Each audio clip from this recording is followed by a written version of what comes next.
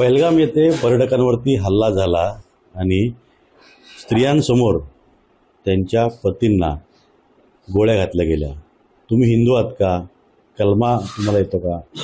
अशा विविध त्या ठिकाणी कृत्य करून जवळपास 27 पर्यटकांची त्या ठिकाणी हत्या करण्यात आली.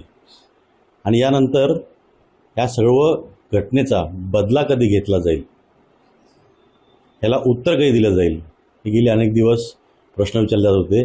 त्याचं उत्तर मध्यरात्री भारत सरकारने दिलेलं आहे. पाकिस्तानच्या ज्या ठिकाणी आतंकवादी कॅम्प आहेत त्या कॅम्पवरती एअर स्ट्राईक करून जवळपास 9 ठिकाणी एअर स्ट्राईक केलेला आहे. आणि तो एअर स्ट्राईक करून उत्तर दिलेलं आहे की ज्यावेळेस आमच्या पर्यटकांवरती किंवा आमच्या भारतीय जे कोणी भारतीय नागरिक आहेत त्यांच्यावर हल्ला झाला त्याचं उत्तर आम्ही मोठ्या प्रमाणात देऊ. म्हणून ऑपरेशन सिंदूर चालवलं गेलं. आपल्यासोबत हर्षल लेले आहे. हर्षल, ज्यावेळेस पहलगामचा तिथे जे दहशतवादी होते त्यांनी ज्या पर्यटकांना मारलं, गोळ्या घातल्या, त्यावेळी हर्षल स्वतः तिथे उपस्थित होता. हर्षल, खरं तर त्या आठवणी मला जागवायच्या नाहीत, पण जर पाहिलं की जी घटना घडली, तुझ्या डोळ्यात देखत सगळं घडलं आणि रात्री एअर स्ट्राईक केला गेला, या एअर स्ट्राईकबद्दल काय सांगशील? खुश आहे पहिले तर. म्हणजे असं आपण हे नाही म्हणू शकत की कम्प्लिटली खुश आहे, कारण जे झालंय ते आपण रिटर्न तर नाही करू शकत आपल्या माणसांना. पण एक समाधान असं आहे की ते ज्यांनी अटॅक केला आहे आपल्यावर ते हकनाक नाही गेलेत, त्यांचा बदला घेतला गेला अशी एक भावना आहे प्रत्येकाच्या मनात. तर एवढंच म्हणेन की हा जो हल्ला झाला आहे, म्हणजे आपण जो रिप्लाय दिला याच्यावरती, हा एक रिप्लाय नसावा. असे कंटिन्युअसली अटॅक झाले पाहिजेत त्यांच्यावरती, तेव्हा ते सुधारतील. त्याशिवाय, कारण ह्याच्या आधी पण 2दा आपण हल्ला केला होता, त्यावेळेला त्यांनी परत हिंमत केली तिसऱ्यांदा आपल्या भारतीयांवरती गोळ्या घालायची आणि विचारून मारलं की हिंदू कोण आहे. त्याच्यात 2 मुसलमानांचा पण त्यांनी बळी घेतला, ती गोष्ट वेगळी, पण मॅक्झिमम किलिंग हिंदूंचंच झालं आहे. म्हणजे पर्सनली बोलायचं गेलं तर माझ्या वडिलांनी हात वर करून सांगितलं होतं की मी हिंदू आहे आणि त्यांच्या डोक्यात गोळ्या घातल्या सरळ. मला ते बघवलं नाही त्यांचं डोकं, तर बघितलेलं होतं मी. तर एक समाधानाची भावना आहे की ठीक आहे. म्हणजे आणि एक ज्यावेळेला हे जी झाली त्यावेळेला मला 2019ची एक आठवण आली की ज्यावेळेला आपण पुलवामाचा आपण रिप्लाय दिला होता, त्यावेळेला बाबांनी मला असं मिठी मारली होती की म्हणजे दुसऱ्याच्या बाबतीत ज्यावेळेला घडलं होतं तेव्हा ते एवढे जर खुश असतील, तर आज स्वतःच्या बाबतीत घडलेलं असं जिथे कुठे असतील तर समाधानी असतील, एवढं मी सांगू शकतो. एअर स्ट्राईक केलेलं आहे. स्वतः पंतप्रधान रात्रभर बसून हे सगळं मॉनिटर करत होते. जो एअर स्ट्राईक झाला आहे, ज्या जवानांनी तिथं केला आहे, इथं आपल्यावरती हल्ला केला होता, आपल्या परिवाराचा त्यांनी जीव घेतला होता, त्याचं उत्तर आपल्या जवानांनी दिलं आहे. जवानांचं तिन्ही डिपार्टमेंटचं, आर्मी, नेव्ही आणि एअरफोर्स आणि भारत सरकारचं मी धन्यवाद देईन. आणि एवढंच म्हणेन की कंटिन्यू हे ऑपरेशन चालू राहिले पाहिजेत. आणि जवानांसाठी माझा एक संदेश आहे की तुम्ही आमच्यासाठी हे सगळं करताय, पण स्वतःला पण जपा तुम्ही, कारण आमच्यावरती जी वेळ आली तशी तुमच्या फॅमिलीवरती येऊ नये. त्यामुळे असे अटॅक चालू राहिले पाहिजेत, पण तुमचे जीव पण या देशासाठी महत्त्वाचे आहेत. खूप महत्त्वाचं बोललास, पण ते जवान तिथं आहेत म्हणून संपूर्ण भारतीय इथे सुरक्षित आहेत.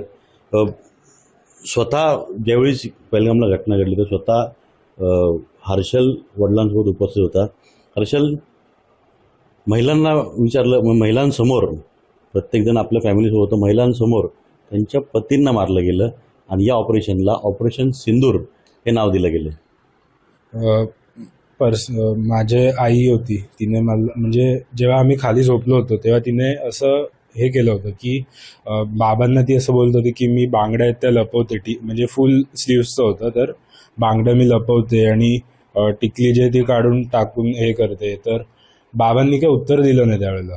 तर नॉर्मली असं करत नाहीत बाबा की जर काय आईकडनं चूक होत असेल त्यावेळेला, कारण हे आवाज जर त्यांच्यापर्यंत गेला असता तर त्यांनी तिकडे गोळ्या घातल्या असत्या. तर आवाज होतोय एवढं कळून सुद्धा पण बाबांचं काही उत्तर दिलं नाही. त्यावेळेला आईला पण थोडं धास्ती होती की काय झालंय काहीतरी, आणि नंतर ते खरं ठरलं. आणि तुम्ही जे नावाचं बोललात ऑपरेशन सिंदूर, ते परफेक्ट नाव आहे मी बोलीन. कारण सगळ्या जे 29 लोक मारले गेलेत त्यातल्या 26-27 हिंदू आहेत. आणि हिंदूंमध्ये असं एक हे आहे की ज्यावेळेला नवऱ्याचं निधन होतं त्यावेळेला बायका ज्या आहेत त्या टिकली किंवा सिंदूर लावत नाहीत, तर त्यांचं कुंकू पुसलंय. तर त्या अर्थाने हे नाव बरोबर आहे असं मी म्हणेन आणि समाधानी आहे नावाचं. हे जे कुंकू त्या दहशतवाद्यांनी या सगळ्या महिलांच्या डोक्यावरचं पुसलं त्याचा बदला घेतला, आणि छोटा मोठा बदला नाही तर अशा पद्धतीने एअर स्ट्राईक करून जो याचा मास्टरमाइंड होता मसूद अक्सर म्हणून, त्याचा अझर मसूद म्हणून, तर त्याच्या तो ज्या मस्जिदमध्ये होता, ज्या मदरसेमध्ये, तिथे अटॅक केलेला आहे. आणि तो याच्यामध्ये आता जिवंत आहे का असं देखील बोललं जातं. म्हणजे ज्याचा मास्टरमाइंड जो पहिले आमचा अटॅक झाला तो 9 मिसाईल्स लॉन्च केल्या गेल्या असं मला काल रात्री कळलेलं आहे. पण अद्याप आकडा मला माहीत नाही किती त्याच्यात मारले गेलेत. तर माझं फक्त एवढंच प्रार्थना राहील की हा आकडा 100च्या वरती जाऊ देत. कारण असे जे हैवान आहेत ते बघत नाहीत की कोणाचा मागे परिवार आहे. त्यांनी 27 लोकांना मारलंय, पण प्रॅक्टिकली बघायचं गेलं तर 112-115 त्यांचे परिवार आहेत सगळे. त्यांनी हे करून टाकले.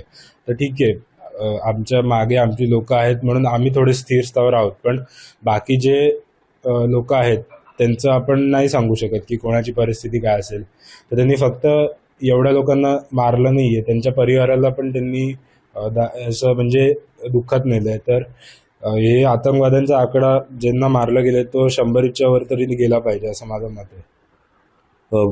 हा सगळा एअर स्ट्राईक झालेला आहे. आणि खरं ही बघा, ही जखम आहे, ही जखम ही आता हर्षल तोडूनच ऐकूया. ही जखम बरी होत आली आहे. वडिलांच्या डोक्यावर हात होता तेव्हा बरी झाली जखम, पण मनावर लागलेली जखम ती काही जाणार नाही आता.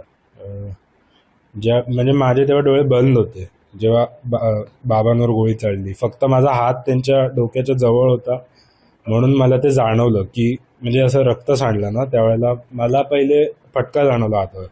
मला वाटलं की माझ्या हातावर गोळी लागली. पण नंतर 1-2-3 मिनिटांनी आम्ही असं म्हणजे स्थिर स्थावर झाल्यावर काही आवाज नाही येत म्हणून आम्ही डोळे उघडून मी बघितलं तर बाबांना मी बघितलं. ते बघता क्षणीच कळलं होतं की बाबा नाही आहेत म्हणून. पण म्हणजे जसं केक आपण कापल्यावरती जसं डोकं होतं, केक असतो तसं बाबांचं डोकं होतं. तर बघूनच हे झालं होतं. आणि दोन्ही मामा पण त्याच्या आधी मारलं होतं त्यांना. फक्त त्यांची अशी म्हणजे माझी अशी अपेक्षा होती की ते जिवंत असतील, कारण त्यांच्या म्हणजे जास्त डॅमेज त्यांना झालं नव्हतं. पण शेवटी जे व्हायचं ते झालं. आम्ही 3 परिवार गेलो होतो. तिघांचेही हस्बंड म्हणजे तिघांचे वडील, तिघांना मारलंय त्यांनी. तर त्याचा बदला घेतलाय, पण कंटिन्यू राहायला पाहिजे एवढीच माझी मागणी असेल.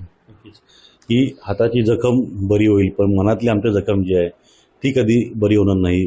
हे जे शब्द आहेत हर्षलचे, यातूनच लक्षात येतं की ह्यांचं दुःख किती मोठं आहे. त्यामुळे दहशतवाद हा जर मुळासकट संपवला तरच या सगळ्या गोष्टीला कुठेतरी उत्तर मिळेल. दहशतवाद जो आहे तो गेली कित्येक वर्ष सुरू आहे. ह्याला काहीतरी प्रभावी तोडा काढला पाहिजे असं मत आता या सगळ्या परिवाराचं आहे. प्रदीप बनगेसह अजित मांढरे, न्यूज 18 लोकमत, डोंबिवली.